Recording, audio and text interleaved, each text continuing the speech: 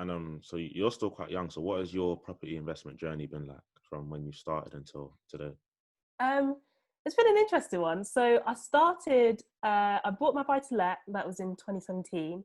I then moved on to doing rent to rents. I did that for half of like pretty much end of 2017 into 2018. I then realized that I didn't have the time to do rent to rents because it's quite management intensive.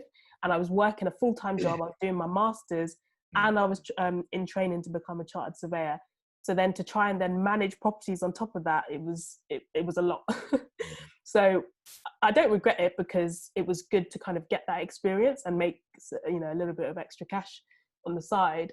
But now that I've kind of finished all the sort of other stuff I was doing, my focus now is purely on development. So I'm actually looking at anything sort of southeast. So I'm looking at Croydon, Bromley, Lewisham, Deptford, Peckham. I'm looking at London. Pardon? You're talking about Southeast London. Yeah. So I'm looking at opportunities to convert existing commercial properties into residential properties. Yeah, and I'm now kind of at the stage where people are contacting me to invest with me, so that's quite nice. Because when you start out, I remember I had the mindset, I was like, I don't have money, and my mentor at the time was like, you don't need to have money. All you need is your knowledge and experience, and there are people out there that would invest with you as joint venture partners. And I was like, really? Like, really? Someone invest with me, little old me? But in the past 2-3 weeks, I've had like people contact me being like, oh, you know, I've got X amount, can I invest with you? What are you looking at? What projects are you looking at? You know, I've got a couple of developer friends that are looking or would joint venture with me. So yeah, I think getting your knowledge and experience up, there's a lot of property training out there.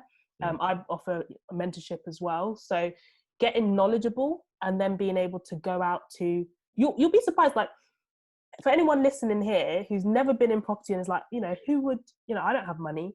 If you get knowledgeable and start speaking to your friends and your family, you'll be surprised. Like people have cash lying around, like your gran, you know, let me tell you, people have got money under their beds. Like you would be surprised, like who will come forward and be like, oh, I've got 50 grand. Is that okay? Like, is that enough? And yeah.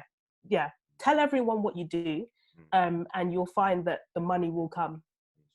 In terms of the money, like when you first started off, it's probably different now, but what type of expectations were you going in terms of how much money you'd be making when you first started property investment? So the area that I invest in, the rent. So if you're going to be an investor, you have to have an idea of what you're looking for long term. When you're buying a buy to let, you're either buying for capital appreciation or return, like yield. So in London, the return that you can get on a property, so that is essentially the rent that you can get from a property compared to how much you've spent to buy it, is actually quite low. So if on a one bed flat, let's say you're renting out a one bed flat somewhere in, I don't know, Brixton, Peckham, and you as a landlord are receiving £1,000 a month, but to buy that flat you had to spend, it was like 350, 400k.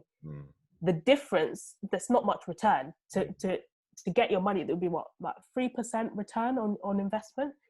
But with that same thing in mind, if you're buying outside of London, so for example my property, the property itself is worth probably now 80, 90, but was at the time 70k, and I'm getting 550 a month. That's essentially half of what that one bed in Brixton or Peckham would get. So the return, the difference is so much higher. So I think my return is like, is it 15, 20% when you net it? So I think you spend, don't overspend. If you're buying a property for investment, don't get emotional. Don't like be like, oh, I'm gonna make it ensuite, and I'm gonna put this, and I'm gonna put recessed lights, and I'm gonna paint this. Like, look, always go into it thinking this is an investment. Often what you'll find is you'll do this property all nice and you think, oh, this is amazing, like everyone will want to live here. And then people will come and see it and they're like, oh, I don't like that, I don't like that, oh, that's not nice. So always try and just make it nice, make it fresh, make it clean, and just know that a tenant's going to come in there and probably want to do their own thing. Yeah. or change it up, or maybe ask permission to paint here or paint there or change the floors. So don't overspend. I think always have an idea. If you're buying a property, once you've inspected it, maybe when you go on your inspection, go with a builder or someone that can assess how much work is going to need to be done and can give you and quote you a price, so you can work that into the offer that you put forward. And where do you see yourself in the next 10 years in property investment? Well, in the next 2 years, I'll be developing, touch wood. And what I have is a development company. So I want to be developing both here in the UK, in London specifically, but also back home where I'm from Uganda. So the plan or the intention, the reason why I got into property in the first place was always to go back and to build and have an impact in Uganda where it's really needed. Oh, that's all right. And last question to round it up. Who do you think of when you think of the word successful? Oh, that's a good question. I mean, immediately in my mind, I thought of Michelle Obama or like Oprah. And why is that?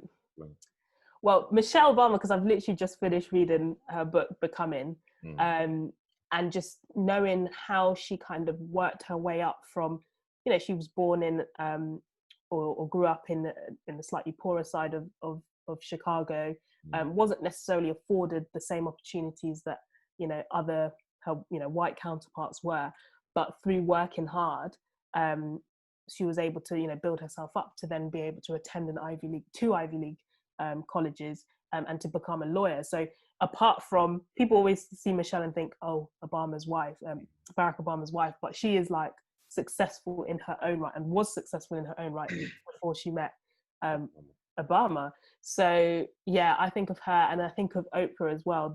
The what she's built in terms of her franchise, her everything. Like, she started off a reporter or a TV personality, like young, like age 20 something, and people didn't believe, or her bosses at the time didn't believe, that she could be her own she could have her own TV show or broadcasting network, and look at where she's at now. So yeah, those two women for sure.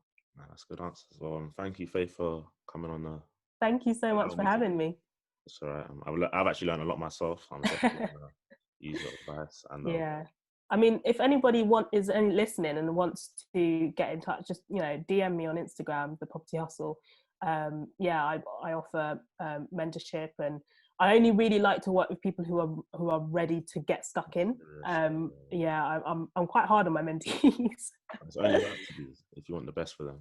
Yeah, exactly. But I'm definitely going to leave all of your details in the description, so everyone who needs to find you, everyone who wants to find you, can find you. And once again, thank you for coming on, and stay safe. Thank you.